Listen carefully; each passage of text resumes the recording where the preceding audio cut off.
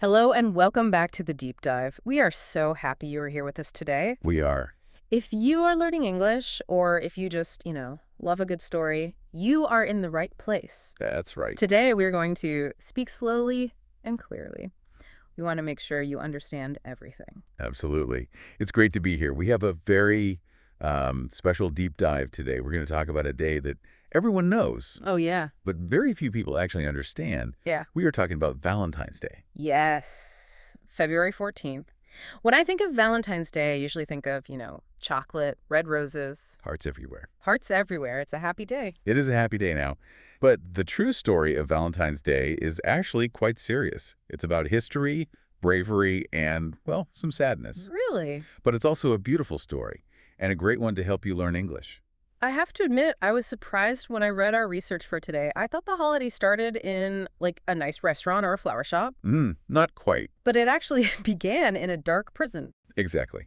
It's a story about a man who was very brave. So let's get into this. Let's do it. To understand Valentine's Day, we have to travel back in time. We need to go all the way back to the year 250 A.D. Wow, that is a long time ago. 250 A.D. Where are we in the world? We are in the Roman Empire. Now, at this time, Rome was very powerful, but it was not a peaceful time. Okay. Rome was fighting many, many wars. There were enemies outside the empire, and there was trouble inside the empire. So it was a time of fighting and soldiers. It sounds Yeah. dangerous. Yes. And the leader of Rome was Emperor Claudius II. He had a big problem. He Right. needed more soldiers for his army. But he had a strange idea about why men did not want to fight. What was his idea? He believed that married men were weak soldiers. Weak. Why? He thought that if a man had a wife and children, he would miss them too much.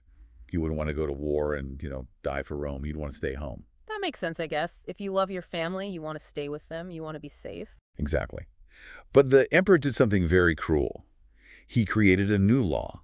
He banned marriage. Wait, you mean nobody could get married? That is correct. He said that no soldier could get married. If you were young and in love, the government said no. No. You had to be a soldier, not a husband. That is so sad. Imagine finding the person you love, but the law says you can't be together. That feels very unfair. It was very unfair. And thousands of young couples were heartbroken. They had to hide their love. But there was one man who did not agree with this law. This is where our hero enters the story, right? Yes, his name was Valentine. He was a Christian priest living in Rome. Okay. Now you have to remember, being a Christian was dangerous in Rome at that time. But Valentine was brave. So what did he believe? Why did he care so much about these soldiers? Valentine believed that love was sacred, and sacred means very special and holy. He believed that love came from God, not from the government. So he thought the emperor was just wrong. Completely wrong to stop people from marrying. So what did he do? Did he fight the emperor with a sword? No. Valentine was a man of peace. He didn't use weapons. He used love. Ow! He disobeyed the emperor's rule. When young couples came to him and said, "We want to be married," Valentine said, "I will help you." That is incredibly brave. He was breaking the law. He was. He married couples in secret. He did this in secret places, in caves, in cellars, in dark corners where the soldiers couldn't see them. I like that image. He was like a helper fighting a bad rule. But he fought by bringing people together. Exactly. He believed that two people who loved each other had a right to be together. But, as we know, secrets, they don't last forever. Oh no. Did he get caught? He did. The emperor's soldiers heard rumors. They heard whispers about a priest performing secret weddings. And they found him. One night, they caught him. Valentine was arrested. That must have been terrifying. It was. They dragged him to meet Emperor Claudius II. Now, here's where it gets really interesting. Oh. The emperor actually liked Valentine at first. He thought Valentine was smart and calm. Really? So, did the emperor let him go? No. The emperor gave him a choice.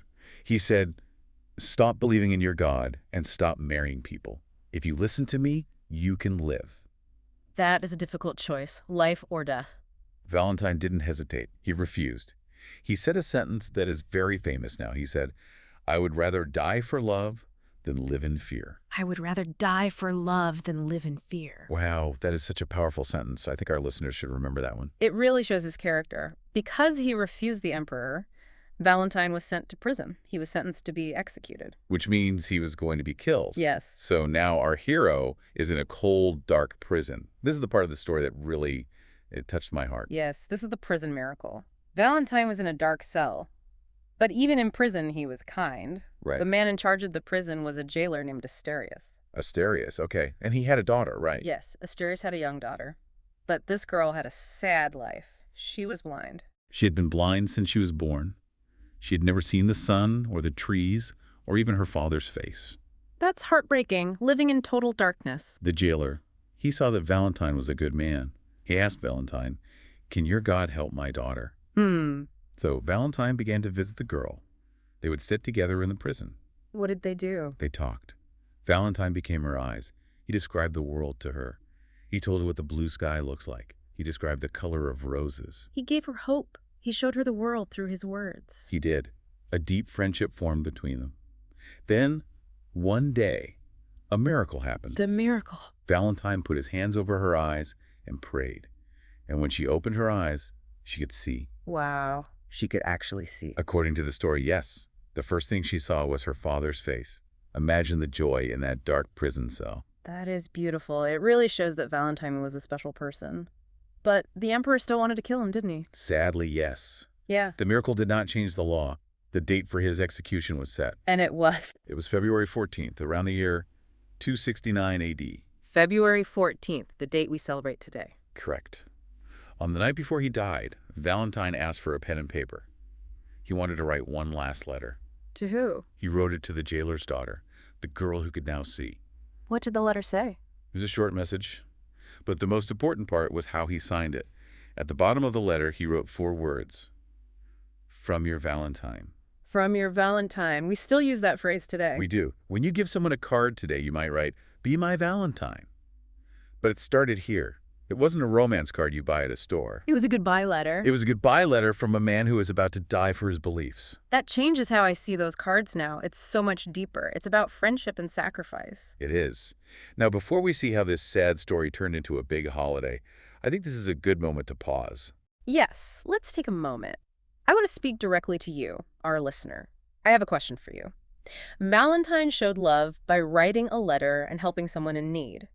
How do you show love? Do you like to give gifts, or do you prefer to help people with your actions? Tell us in the comments below.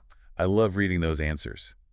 It's interesting to see how different cultures show love. Me too. Okay, so Valentine died on February 14th. How did we get from a Roman execution to chocolates and birds? It took a long time. For many years, people secretly told the story of Valentine. Then eventually Rome became Christian. The Emperor Constantine made Christianity legal. Right. And people remembered Valentine as a Saint Valentine. Okay, so he became a religious figure. But what about the romance part? That happened much, much later, in the Middle Ages, around the year 1300. And it's actually quite funny. It started with birds. Birds, like Yeah. the animals that fly. Yes. People in Europe believed that birds chose their partners in the middle of February. Really? They believed that mating season for birds started exactly on February 14th. That is very specific. So they looked at nature and thought, oh, this is about love. Exactly. A famous English poet named Geoffrey Chaucer wrote a poem about this. He mixed the idea of birds falling in love with the day of St. Valentine. Ah, so he connected the two things. He did. And because of his poem, people started to think, if birds find love on this day, humans should too. That's fascinating. So nature and history mixed together. Mm-hmm.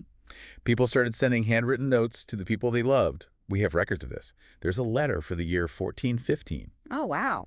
It was written by a man named the Duke of Orleans. Was he in prison too? He was. He was in the Tower of London.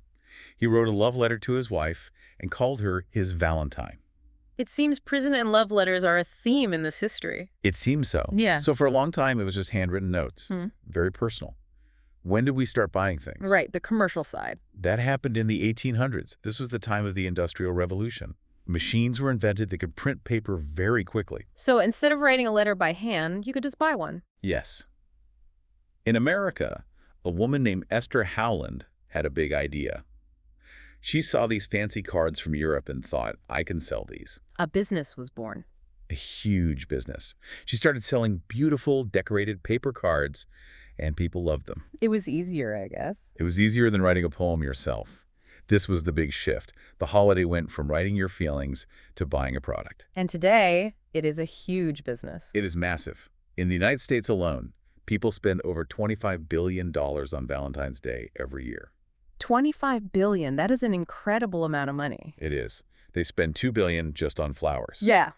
And billions more on jewelry, chocolates, and fancy dinners. It's become an economic event.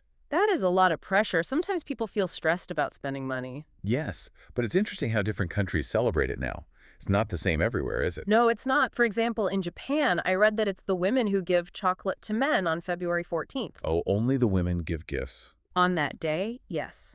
But then 1 month later, on March 14th, the men have to give gifts back to the women. I see. So it's an exchange. What about other places? In Mexico, the day is called El Día del Amor y la Amistad, Which means, the day of love and friendship. oh, I really like that.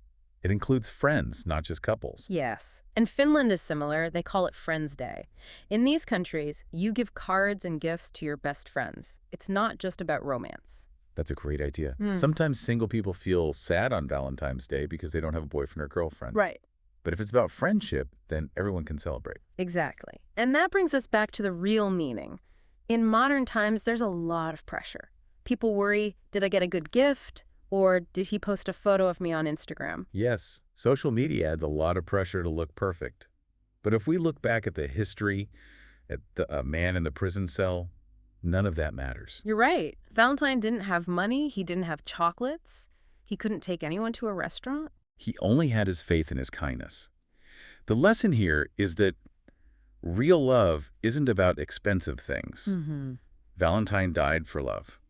He sacrificed himself to help others. I think that is so important. You can use this day to love your parents, call your mom or dad. You can love your friends. You can even, love yourself. Absolutely. Self-love is important too. Treat yourself with kindness. One of the things I read said, love is not something you can buy. It is something you give. It is something you give. That is a great summary. Valentine's Day began as a brave sacrifice, a fight against a cruel law. Today, it should be a chance to show kindness to everyone. So this February 14th, maybe don't worry so much about the expensive gift. Maybe write a letter. Or just tell someone, I appreciate you. That is the best way to honor the real story of St. Valentine. This has been such an interesting deep dive. I will never look at a Valentine's card the same way again. Me neither. I'll think of the jailer's daughter seeing the sun for the first time. Yeah, it really is a powerful story. Thank you for listening and learning with us today. Yes, thank you. We hope this story inspires you to be brave and kind. If this video helped you, please like and subscribe to our channel for more English practice and motivation. See you next time.